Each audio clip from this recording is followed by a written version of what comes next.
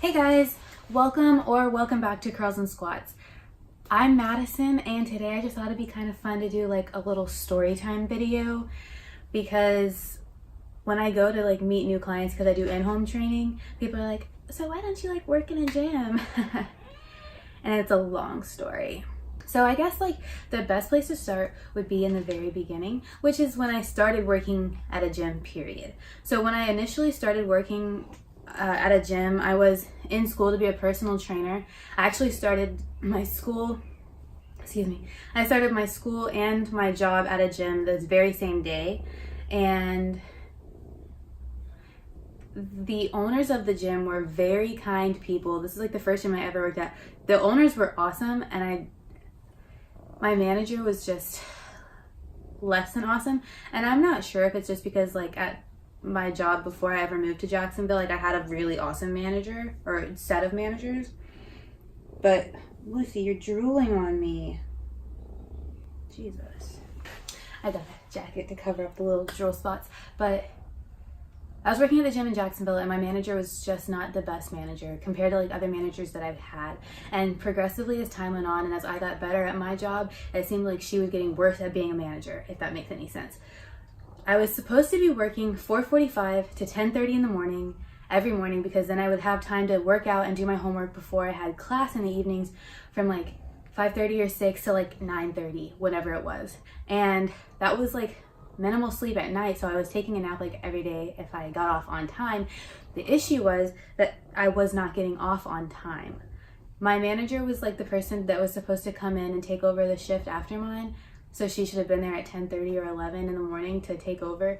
But most of the time she was there at like 1 in the afternoon. So that really sucked, and that kind of put me off of like wanting to work, in any kind of like front desk capacity, because that's what I was doing at any gym really. So then I got my certification and I started training at a different gym in Jacksonville, and I worked there for a few months and it was okay. I just wasn't there for a very long time. My manager there was actually very great, so she was awesome. And then I moved to closer to my hometown, and I started working at the last gym that I have worked at to this point. So my third gym that I've worked at. And that was a mess. Like there were really good aspects of it, and I met some really great people, but all in all, like whenever I look back on it, I'm like, what in the was I doing? Like, I started there not as just like a regular trainer, but as like the training manager. So I was just in charge of like personal training sales, and there was only, I think, one other trainer, maybe like 2 other trainers that worked part-time and did not want to do the sales part of it. And I had just basically come off of doing like membership sales, and PT sales are pretty similar in how you pitch the sale. It's just bigger numbers whenever it comes to personal training. So like the sales aspect of it wasn't too daunting for me, and I learned like new techniques for sales and all of that kind of stuff from the owner of this third gym. And about 6 months in, the general manager of the location was let go for like his own reasoning or whatever. And then I was promoted to the general manager, and I was still training like my own clients. I did hire a couple of other trainers to take over some of the clients and to take on newer clients that were coming into the personal training program. But I was working like general manager, so that's basically like front desk when you're working in a small gym. And I was working as the PT manager and a personal trainer, all 3 positions at one location.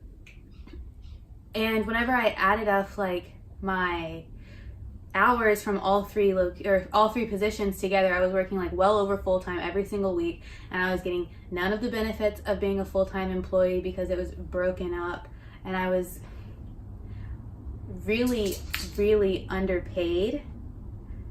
And I think that is the part that hurt the most to me, because I wasn't just underpaid for what I was doing, I was underpaid compared to the person who did it before me. So in all honesty, like I got let go from that job, and I was completely okay with it. I was angry, really, really angry, but not because I got let go, but because of information that I found out literally the day before that job ended for me.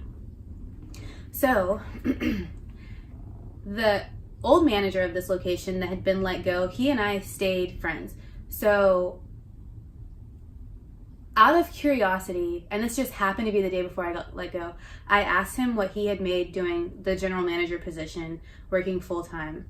And come to find out, he was making what turned out being more than double what I was making. And he had been a part of like this gym for less than a year. So for him to, like, I understand that I had less time in the industry, but for him to be making more than double what I was making, things just weren't lining up, to be fair. And I wasn't sure if it was like a race thing or an age thing, or maybe because I'm like a female. I was not sure, and I had so many questions. So then literally the next day after I found that out, I'm working with a client, and the owner comes up to me and says, "How much time do you have left in this session?" And I was like, I don't know, like 35 minutes maybe. He's like, "Okay, well, can I just see you in the office when you're done?" And I was like, I looked at my client whenever he walked away. I was like, I'm about to get let go. I know for a fact, because that is exactly how the owner made me approach another trainer during her session to let her go. So I was like, I'm really sorry, this is going to be our last session. I already know what's going to happen when I go in that office. And that was not me being like pessimistic or anything. That was honestly just me being super realistic, because I already knew how he functioned, how he operated, and I knew exactly what was about to happen. So that sucked. I went in the office and my blood was like already like boiling in my veins. Like I could feel that I was turning red, and I don't really turn red very often. It just, I knew it was happening. And the annoying part was like the owner and I typically got along really, really, really well. I'm not saying that he is a bad person or anything like that. I think that a little birdie got in his ear and started talking hot mess about me that was not necessarily true. The only reason that I think that is because there was a man who worked at the gym that I had hired, who somehow magically got promoted to a regional manager position from a front desk employee whenever the owner opened up a new location. So he got promoted to regional manager, and they literally told me they were like, it's just because he lives halfway between each location, so it'll be easier for him to go to both locations. All right, so I got let go because I was not being a team player according to them. And I just find that hard to believe, and I'm not trying to just come on here and complain about things, but the general manager of the new location and I had never met in person. We just had like an email relationship because we were supposed to send our sales numbers each night back and forth. So the other gym was doing better because new locations always do better numbers. They were doing better, and we were just sending our numbers back and forth, and we had both started selling supplements shortly before I got let go. So I asked in the emails, I was like, hey, can we start putting our supplement numbers in here too so we can see how each club compares, blah, blah, blah. And my club consistently did better with supplements. So I said in an email one day, I was like, hey, have you sold any supplements over there? Like, I can tell you kind of what I use as a pitch to get people to buy them whenever I'm selling them memberships, because that's what really worked for me. And that got twisted into me being a brat, basically, not being a team player, all this, that, and the other. And the guy that I hired that got promoted to a spot above me, the day that I got let go, I was sitting in a chair. The owner was sitting in a chair, and the other guy was standing with his arms crossed like this, like in a total power move fashion. And that entire experience just put a really bad taste in my mouth with working in gyms, because I got in this industry because I care about people, because I want to help people reach their goals. I want to help people live like a healthier lifestyle, not maybe in weightlifting or whatever, just like I care about people, and that's why I got into it. And I could just tell, like, over and over again, it's been shown to me that the most important thing to the people running gyms and things like that that I've worked for is that they're hitting their like monetary numbers. And it's not just that money is the most important thing.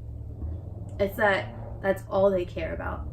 They don't care about how it affects people. They don't care about anything but the dollar signs.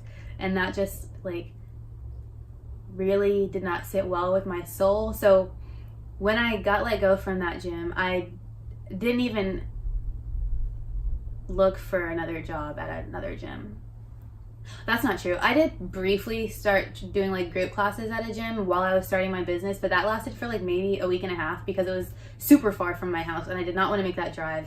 But so I don't really have any opinions on that particular location. But I